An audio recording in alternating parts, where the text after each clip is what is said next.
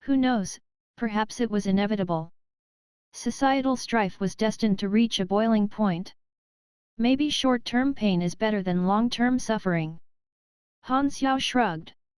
The Battle of Andria set the post-unification landscape of the planet in stone. Andria was the name of a continent, once home to several nations. As the war developed, Andria had, for some reason, became the proxy of the conflict. It was as though all the countries had agreed to settle things there once and for all, as though they were trying to contain the scale of damage inflicted onto the planet.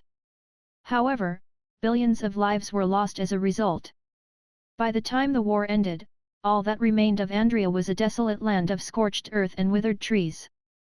Its rivers were left blighted, and the once fertile, lush landscape was no more. The 6 nations simply packed up and left as soon as the battle ended, ignoring the destruction that they had caused. Han Xiao noticed an old blister on Hu Xianjun's palm. "You used to be a soldier?" he asked. "Yes, for over 10 years. I thought that remnants like yourself would choose to join the germinal organization." Hu Xianjun shook his head. "My home country was peacefully annexed by Star Dragon. Soldiers like me didn't have any say. We simply follow the decision that our leaders made. I do detest the 6 nations, but the germinal organization is no better. They popped out of nowhere to take advantage of our hatred for the 6 nations. Sigh. I'm a simple man. All I want is to escape war. War is cruel. My eyes were blinded by a flash grenade. My husband and I fled tirelessly before settling here. Even though life as a wanderer is not easy, it is better than war," and chimed in. As she finished speaking, the smell of meat filled up the tent, causing Han Xiao's mouth to water. "How do you cook without being able to see?" he asked. And puffed her cheeks. "Don't look down on me.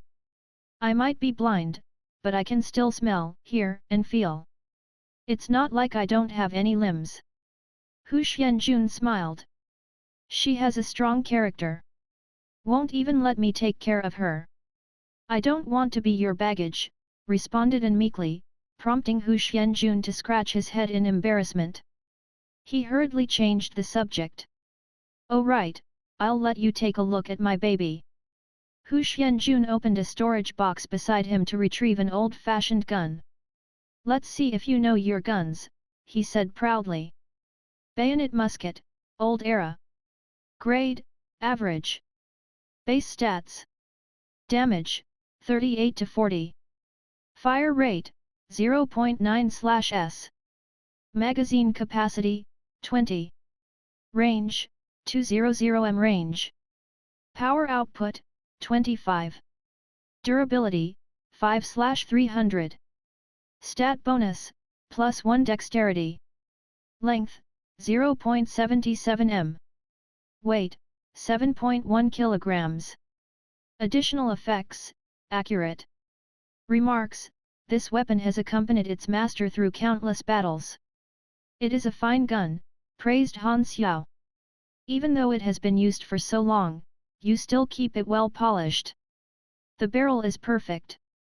Truly a well-made gun. This gun is my partner.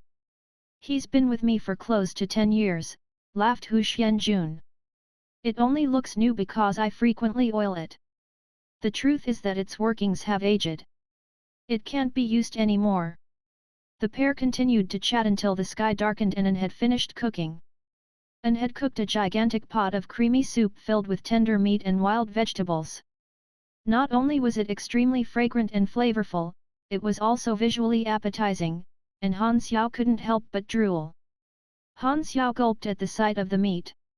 He had had nothing good to eat for the past 7 days. His closeness with Hu Junxian was skyrocketing on the spot. +1. +1. +1. After dinner, Hu Xianjun asked Han Xiao to stay for the night. Han Xiao decided to stay since he did not intend to travel at night anyway. They laid a mattress for him and set up a partition. "Your bag is too big. I'll put it outside," said An. "I'll do it myself." Before bringing his bag out, Han Xiao dismantled all the guns in his backpack to take out their triggers.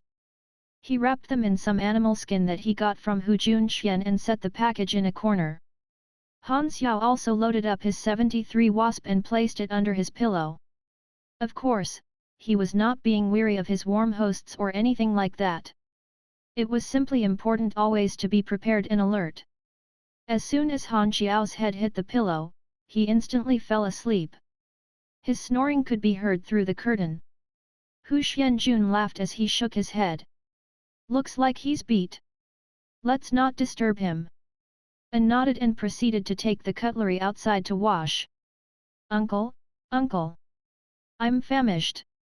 Suddenly, a disheveled young man entered the tent.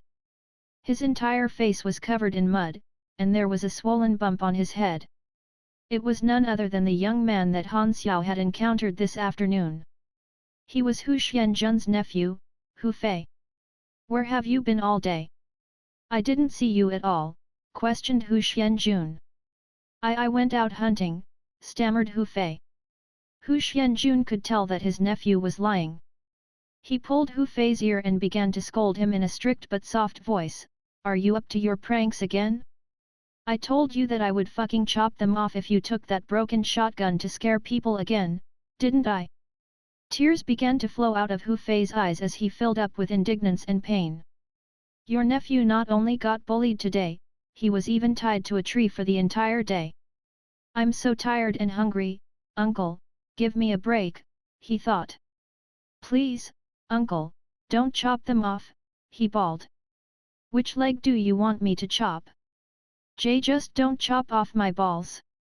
You and your dirty mind. Don't worry, I'll chop them off for you since that's what you want. Hu Xianjun was about to raise a hand to slap Hu Fei when he remembered that Han Xiao was sleeping. He let Hu Fei off with a warning.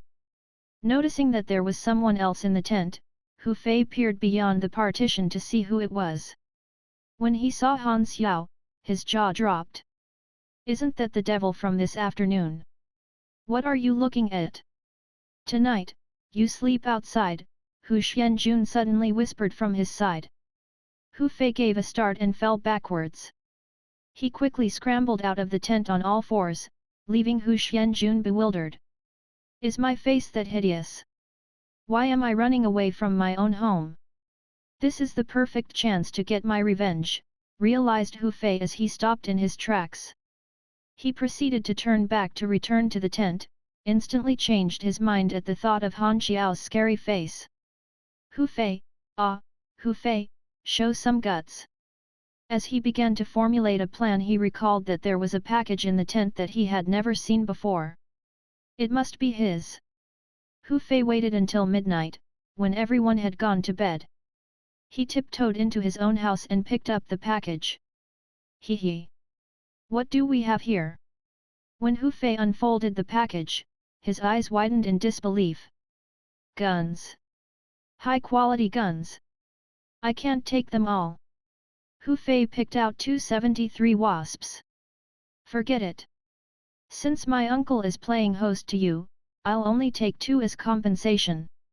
He wrapped the remaining guns up and returned the package to its original position. It's only 2 guns.